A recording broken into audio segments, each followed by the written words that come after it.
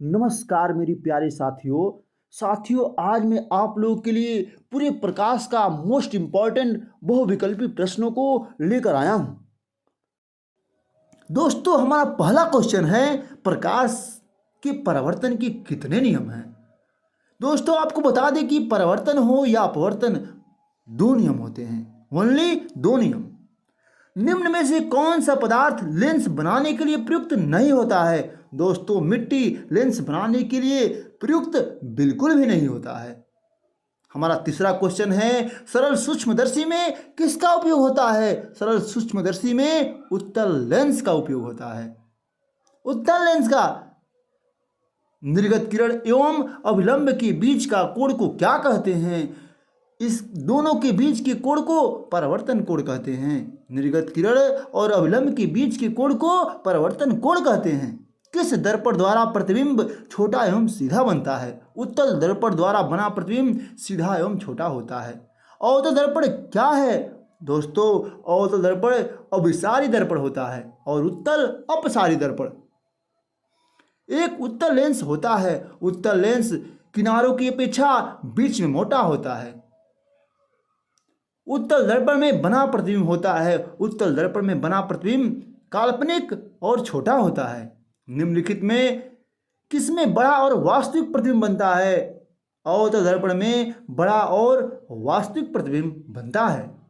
दोस्तों काल्पनिक प्रतिबिंब हमेशा सीधा होता है और वास्तविक प्रतिबिंब उल्टा होता है। किसी माध्यम में अपवर्तनांक का मान क्या होता है। अपवर्तनांक का मान sin I/sin r होता है। गोलीय दर्पण में फोकसांतर एवं वक्रता त्रिज्या के बीच संबंध क्या होता है। दोस्तों r बराबर 2f होता है या f बराबर r/2। दोस्तों हमारा अगला क्वेश्चन है किस दर्पण में हमेशा आभासी एवं छोटा प्रतिबिंब बनता है।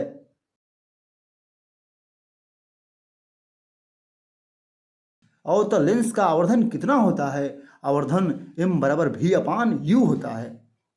1 मीटर फोकस दूरी वाले उत्तल लेंस की क्षमता क्या होगी।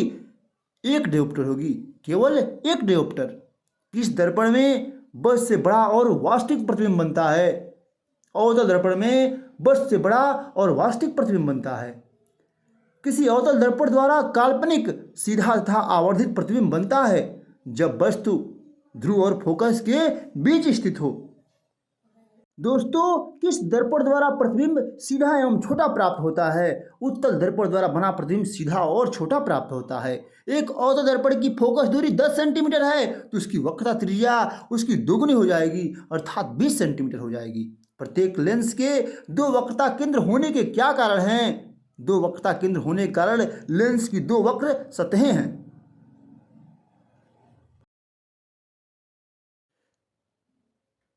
हजामत बनाने के लिए किस दर्पण का उपयोग किया जाता है। हजामत बनाने के लिए अवतल दर्पण का उपयोग किया जाता है क्योंकि इसमें बड़ा प्रतिबिंब चाहिए हमें।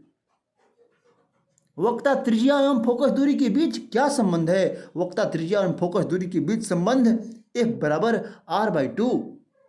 लेंस की क्षमता क्या होती है। लेंस की क्षमता फोकस दूरी के व्युत्क्रम के बराबर होती है अर्थात क्षमता बराबर 1 में फोकस दूरी। जब फोकस दूरी मीटर में हो। रोगियों की नाक कान गले आदि की जांच करने के लिए डॉक्टर किस दर्पण का उपयोग करता है। डॉक्टर अवतल दर्पण का उपयोग करता है। दोस्तों केवल अवतल दर्पण क्योंकि वहाँ पर छोटी चीज को बड़ी करके देखना है। सोलर कुकर में प्रयोग किया जाता है। सोलर कुकर में अवतल दर्पण का उपयोग किया जाता है। अवतल दर्पण का।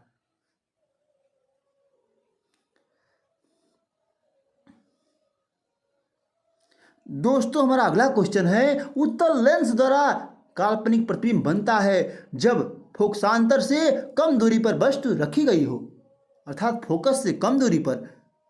किस दर्पण की फोकस दूरी धनात्मक होती है। उत्तल दर्पण की फोकस दूरी धनात्मक होती है और अवतल दर्पण की ऋणात्मक। गोलीय दर्पण के ध्रुव और फोकस के बीच की दूरी को क्या कहते हैं। फोकसांतर कहते हैं अर्थात फोकस दूरी कहते हैं। काल्पनिक प्रतिबिंब हमेशा सीधा होता है। हमेशा काल और वास्तविक प्रतिबिंब उल्टा होता है। किसी वस्तु से आवर्धित प्रतिबिंब बनता है दोस्तों, अवतल दर्पण से आवर्धित प्रतिबिंब बनता है। समतल दर्पण द्वारा बना प्रतिबिंब हमेशा काल्पनिक होता है, हमेशा काल्पनिक होता है। और उत्तल दर्पण द्वारा बना प्रतिबिंब भी काल्पनिक होता है। प्रकाश के अपवर्तन के कितने नियम हैं? प्रकाश के अपवर्तन के 2 नियम हैं। एक गोली दर्पण की वक्रता त्रिज्या 28 सेंटीमीटर है, तो इसकी फोकस दूरी क्या होगी? दोस्तों, इसकी फोकस दूरी वक्रता त्रिज्या की आधी अर्थात 14 सेंटीमीटर होगी। एक गोली दर्पण की फोकस दूरी 100 सेंटीमीटर है, तो इसकी वक्रता त्रिज्या 2 गुनी अर्थात 200 सेंटीमीटर हो जाएगी। दोस्तों, एक गोली दर्पण से 5 सेंटीमीटर की दूरी पर रखे बिंब का प्रतिबिंब दर्पण से 30 सेंटीमीटर दूरी पर उसकी ओर ही बनता है जिस ओर बिंब है। तो आवर्धन क्या होगा? आवर्धन 30/5 अर्थात 6 सेंटीमीटर।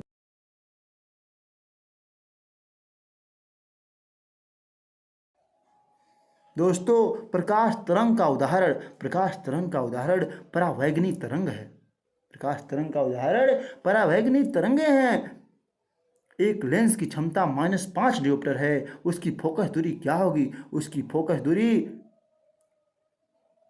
-20 सेंटीमीटर होगी, -20 सेंटीमीटर होगी। गोली दर्पण जो अंदर की तरह वक्रित हो उसे क्या कहते हैं? उसे अवतल दर्पण कहते हैं। एक लेंस की क्षमता 4 डियोप्टर है, निम्नलिखित में से क्या होगा? दोस्तों, यहाँ पर सभी ऑप्शन गलत है। इसका उत्तर आप लोग कमेंट में करके जरूर बताइए। गोली दर्पण का परावर्तक पृष्ठ वक्रित हो सकता है। दोनों तरफ गोली दर्पण का परावर्तक पृष्ठ वक्रित हो सकता है। एक उत्तल लेंस की फोकस दूरी 20 सेंटीमीटर है, तो लेंस की क्षमता क्या होगी? लेंस की क्षमता 100/20 अर्थात +5 डियोप्टर होगी।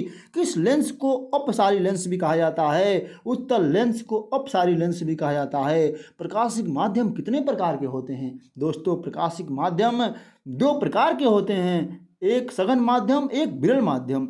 वह गोली दर्पण जो बाहर की तरह वक्रित हो क्या कहलाता है? बाहर की तरह वक्रित हो उत्तल दर्पण कहलाता है। गोली दर्पण के प्रवर्तक पृष्ठ के केंद्र को दर्पण का ध्रुव कहा जाता है। ध्रुव। टार्च में किस दर्पण का उपयोग करते हैं? टार्च में अवतल दर्पण का उपयोग करते हैं। दोस्तों, वाहनों के हेडलाइट में किस दर्पण का उपयोग किया जाता है? वाहनों के हेडलाइट में अवतल दर्पण का उपयोग किया जाता है। वाहनों के साइड मिरर में किस दर्पण का उपयोग किया जाता है? साइड मिरर में उत्तल दर्पण का उपयोग किया जाता है। लेंस के कितने वक्रता केंद्र होते हैं? लेंस के 2 वक्रता केंद्र होते हैं। दोस्तों, आवर्धन का SI मात्रक क्या है? आवर्धन का दोस्तों कोई मात्रक नहीं होता है। प्रकाश गमन करती है, प्रकाश सीधी रेखा में गमन करती है। तैलीय कागज होता है, तैलीय कागज अर्धपारदर्शक होता है।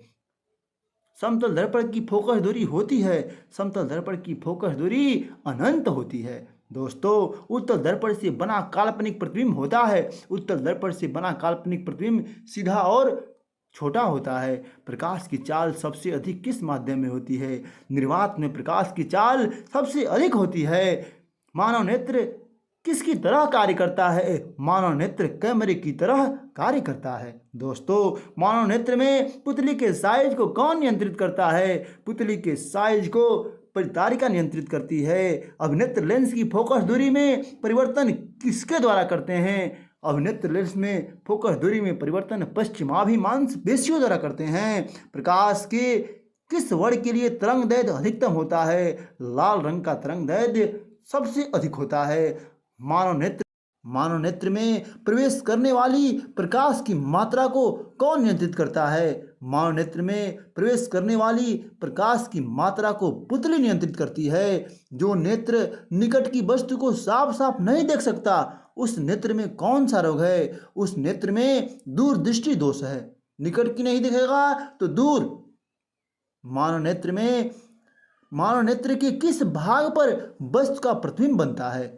रेटिना पर वस्तु का प्रतिबिंब बनता है। दोस्तों, सामान्य नेत्र के लिए दूर बिंदु अनंत होता है और निकट बिंदु 25 सेंटीमीटर होता है। टिड्डल प्रभाव प्रकाश की किस परिघटना को प्रदर्शित करता है? प्रकाश का प्रकीर्णन। टिड्डल प्रभाव प्रकाश का प्रकीर्णन को प्रदर्शित करता है। समान नेत्र के रेटिना पर बनने वाला प्रतिबिंब कैसा होता है? समान नेत्र के रेटिना पर बनने वाला प्रतिबिंब वास्तविक और उल्टा होता है। वास्तविक और उल्टा होता है। स्पेक्ट्रम प्राप्त करने के लिए किसका उपयोग किया जाता है?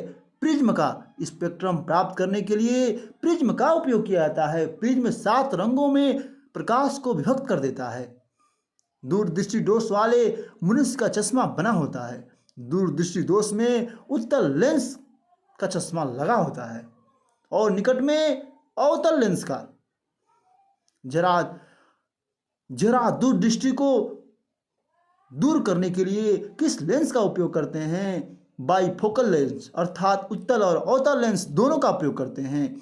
श्वेत प्रकाश की किरण जब किसी प्रिज्म से होकर गुजरती है तो कौन सा वर्ण सबसे कम विचलित होता है? सबसे कम विचलित लाल रंग होता है। निकट दृष्टि दोष में किस लेंस का उपयोग किया जाता है? निकट दृष्टि दोष में अवतल लेंस का उपयोग किया जाता है। सिग्नलों की व्याख्या कहाँ होती है? सिग्नलों की व्याख्या मस्तिष्क में होती है। नेत्र में प्रवेश करने वाली प्रकाश किरणों का अधिकांश अपवर्तन कहाँ होता है? कर्निया के बाहरी पृष्ठ पर।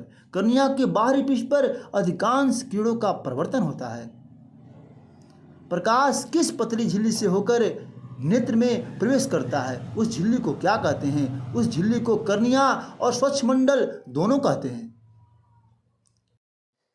किस दृष्टि दोष को अवतल और उत्तल दोनों लेंसों से बने द्विफोक्सी लेंस द्वारा दूर किया जाता है? दोस्तों, जरा दूरदृष्टिता को द्विफोक्सी लेंस द्वारा दूर किया जाता है। स्पेक्ट्रम में किस रंग की किरण का झुकाव सबसे अधिक होता है? सबसे अधिक बैगनी रंग का। बैगनी रंग का झुकाव सबसे अधिक होता है।